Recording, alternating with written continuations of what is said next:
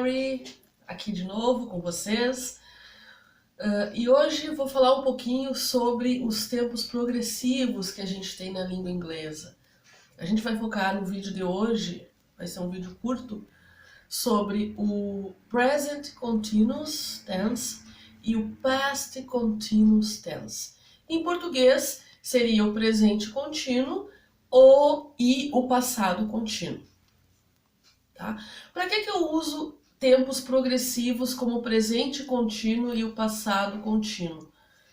Para falar, para descrever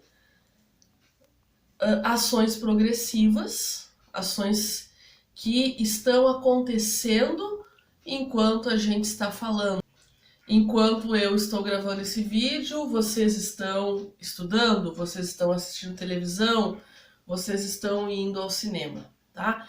Então, isso são ações que acontecem progressivamente e sucessivamente. Bom, como é que se forma o presente contínuo e o passado contínuo? Bom, esse ando, endo e indo, a gente usa no português e chama de gerúndio, né? Essa terminação no inglês é representada pelo sufixo ing. I'm watching TV. I'm doing my job.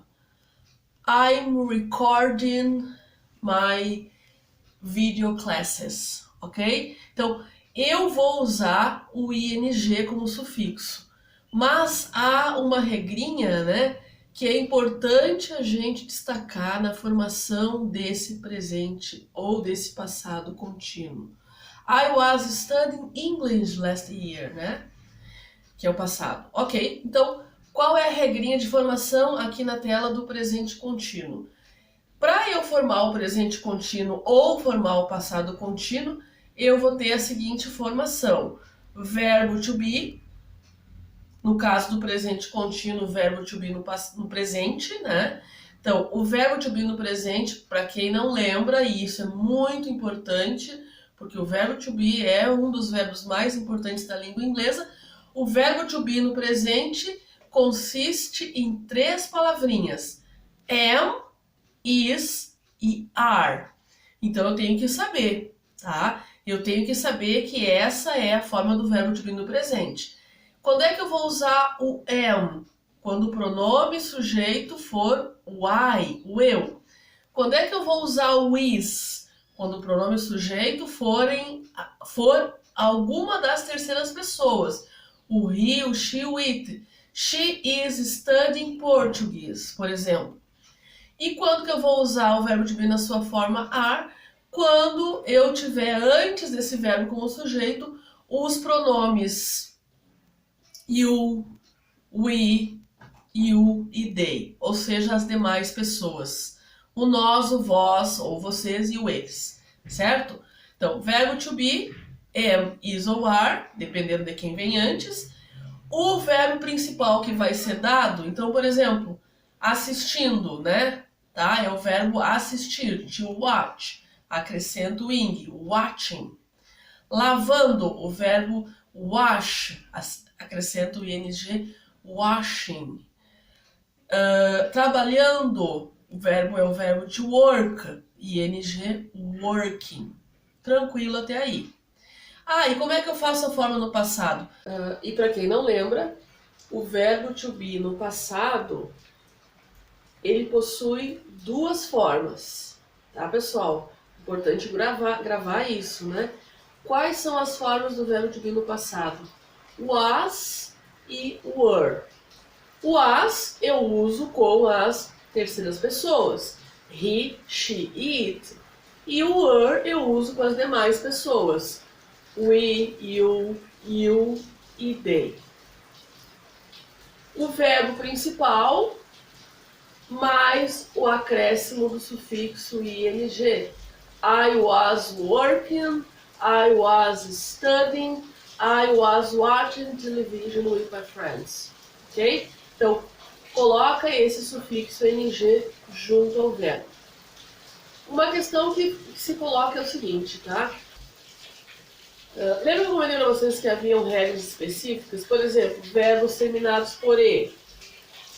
No caso do passado simples, simplesmente acrescentava o D. Aqui nós vamos cortar fora o E e acrescentar o ing. Então, o verbo to date, dating. No caso de verbos como study, que termina por consoante mais Y, lá nós fazíamos uma troca. Aqui a gente não faz troca nenhuma, simplesmente acrescenta o ing. Studying, olha na tela. Verbos terminados por consoante, vogal consoante, lembra que a gente deveria dobrar a última consoante e acrescentar o sufixo? Então, o sufixo ing, stopping, ok? Essas são as regras que vão valer para o verbo principal, tanto no presente quanto no passado. Então, como é que eu vou saber se é presente ou passado? Não é o verbo principal que vai me dizer isso. É o verbo to be. É o verbo to be usado no presente, am, is ou are, ou usado no passado, was ou were, que vai me dizer se eu estou trabalhando com presente ou passado. E claro, eu vou ter, talvez ali, né, na minha oração, advérbios de tempo. Last year, last week, in the morning, né? Que vão dar uma indicação se está acontecendo agora ou se estava acontecendo antes, ok? Então, essa é a regrinha para a formação do presente do passado simples. Sujeito, que pode ser um pronome pessoal ou pode ser um nome. Verbo to be, coordenado, né, com esse sujeito. Se o sujeito for o I, o verbo to be vai ser o am no presente e vai ser o was no passado. Se o meu sujeito for ele, ela, is ou was. Se o meu sujeito for eles, nós, vós, are e were. Verbo principal mais o acréscimo do ing, cuidando só quando a gente tiver que fazer alguma modificação na terminação desse verbo, ok? Como é que eu faço a forma negativa? Muito simples, tanto para o presente quanto para o passado. A partícula de negação no inglês é o not, nós já vimos isso. E onde é que eu vou colocar esse not, né? Mesma regrinha de formação do verbo to be. O not lá na formação do to be vinha sempre depois do verbo to be. I am not, you are not, she is not. E aí com as devidas contrações. I'm, she's, they. Depois eu vou usar o not, o verbo principal com ing. I was not studying English yesterday. I was not studying, ok? Not vai ficar depois do to be, antes do principal com ing. Não importa se é presente ou se é passado. Formação das interrogativas, né? Mesma regrinha que vale para o to be. Como o to be é um verbo que ele não usa auxiliar, né? Ele troca a sua posição com o sujeito, então o verbo to be vem para frente do sujeito. Nessas formações de interrogação com o presente ou com o passado contínuo, simplesmente eu vou puxar esse verbo para frente, né? Am I studying? Ok? Were they working?